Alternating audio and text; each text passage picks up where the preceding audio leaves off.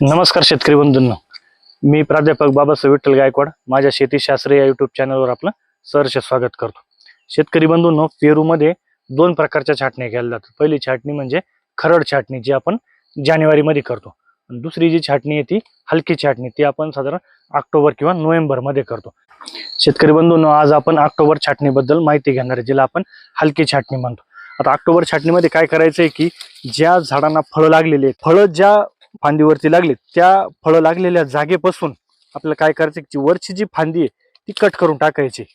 बघू शकता तुम्ही, अशा पद्धतीने जिथं फळं लागले त्याच्यापासूनची जी वरची जी फांदी ती आपल्याला कट करायची।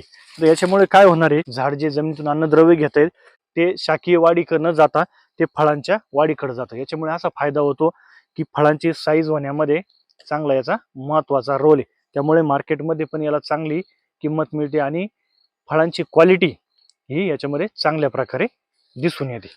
शेतकरी मित्रांनो आणि कृषी मित्रांनो, आपल्याला जर हा व्हिडिओ आवडला असेल तर नक्की लाईक करा आणि आपला छानसा अभिप्राय द्या। मित्रांनो, आपण शेतीशास्त्र या चॅनलवर जर नवीन असाल तर चॅनलला सबस्क्राईब करायला विसरू नका। धन्यवाद।